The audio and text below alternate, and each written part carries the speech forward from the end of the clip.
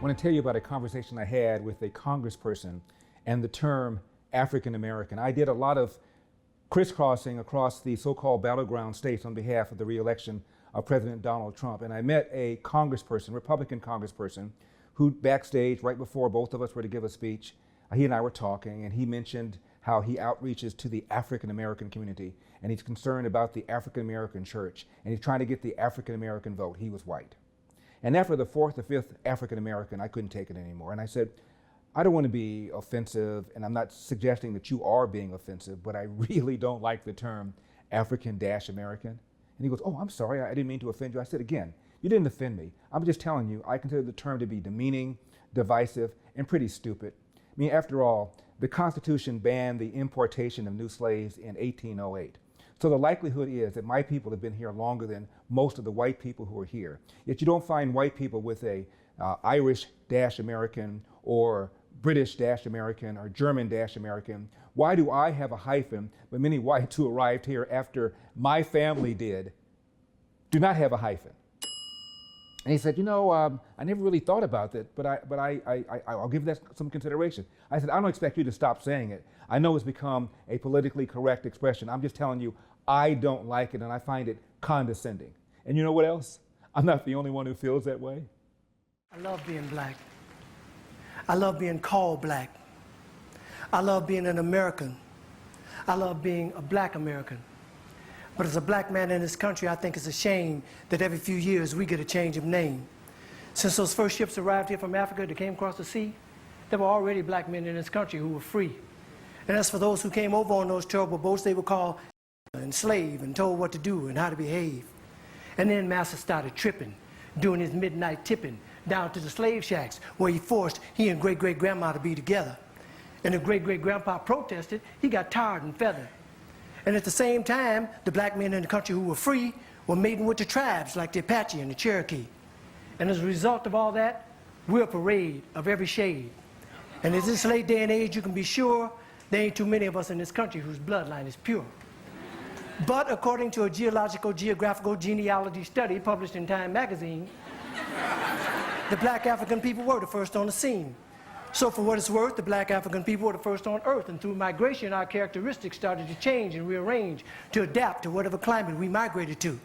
And that's how I became me and you became you. So if we're going to go back, let's go all the way back. And if Adam was black and Eve was black, then that kind of makes it a natural fact that everybody in America is an African American.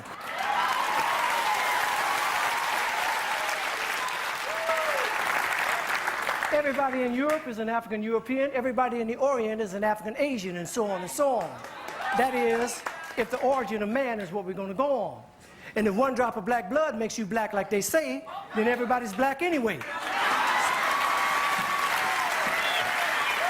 So quit trying to change my identity. I'm already who I was meant to be.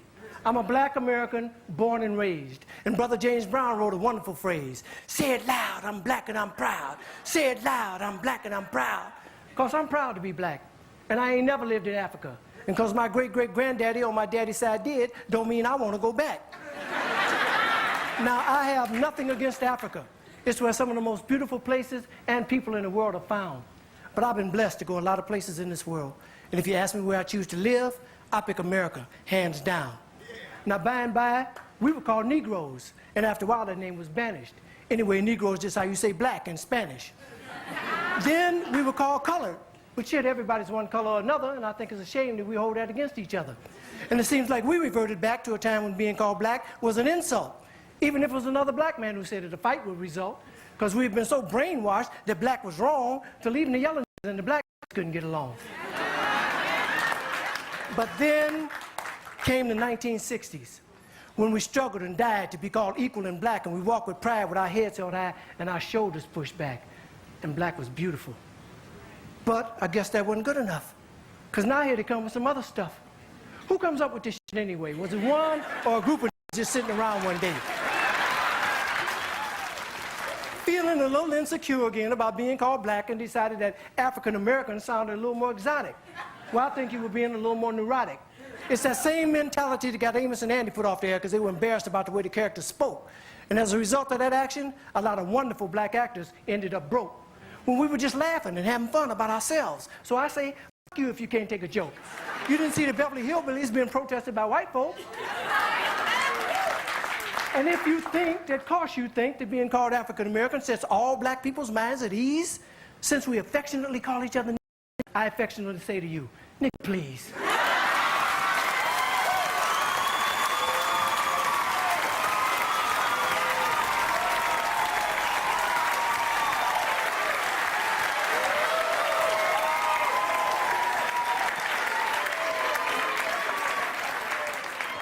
How come I didn't get a chance to vote on who I'd like to be? Who gave you the right to make that decision for me? I ain't under your rule or in your dominion, and I'm entitled to my own opinion. Now, there are some African Americans here, but they recently moved here from places like Kenya, Ethiopia, Zambia, Zimbabwe, and Zaire. But not a brother whose family's lived in this country for generations, occupying space in all the locations, New York, Miami, LA, Detroit, Chicago, even if he's wearing a dashiki and sporting an afro. And if you go to Africa in search of your race, you'll find out quick, you're not an African American. You're just a black American in Africa taking up space. Why you keep trying to attach yourself to a continent where even if you got the chance to go and you went, most people there wouldn't even claim you as one of them, as a purebred daughter or son of them. Your heritage is right here now, no matter what you call yourself or what you say. And a lot of people died to make it that way. And if you think America's the leader on inequality and suffering and grieving, how come there's so many people coming and so few leaving? Rather than all this fine thought with America shit you promoting, if you want to change something, use your privilege. Get to the polls, come and voting. God knows we've earned the right to be called American Americans and be free at last. And rather than you moving forward with progress, you're dwelling in the past. We struggled too long, we've come too far. Instead of focusing on who we were, let's be proud of who we are. We're the only people whose name is always a trend. When is this going to end? Look at all the different colors of our skin. Black is not our color, it's our core. It's what we've been living and fighting and dying for. But if you choose to be called African American and that's your preference, then I'll give you that reference. But I know on this issue I don't stand alone on my own. And if I do, then let me be me. And I'd appreciate it if when you see me, you say, there goes a man who says it loud. I'm black, I'm black, I'm a black American, and I'm proud. Because I love being an American. And I love being black. I love being called black. Yeah, I said it, and I don't take it back. And here's what Teddy Roosevelt said about hyphenated Americans. There is no room in this country for hyphenated Americanism. When I refer to hyphenated Americans, I do not refer to naturalized Americans. Some of the very best Americans I have ever known were naturalized Americans, Americans born abroad. But a hyphenated American is not an American at all. This is just as true of the man who puts native before the hyphen as of the man who puts German or Irish or English or French before the hyphen. Americanism is a matter of the spirit and of the soul. Our allegiance must be purely to the United States. We must unsparingly condemn any man who holds any other allegiance. The one absolutely certain way of bringing this nation to ruin, of preventing all possibility of its continuing to be a nation at all, would be to permit it to become a tangle of squabbling nationalities, an intricate knot of German Americans, Irish Americans, English Americans, French Americans, Scandinavian Americans, or Italian Americans, each preserving its separate nationality, each at heart feeling more sympathy with Europeans of that nationality than with the other citizens of the American republics.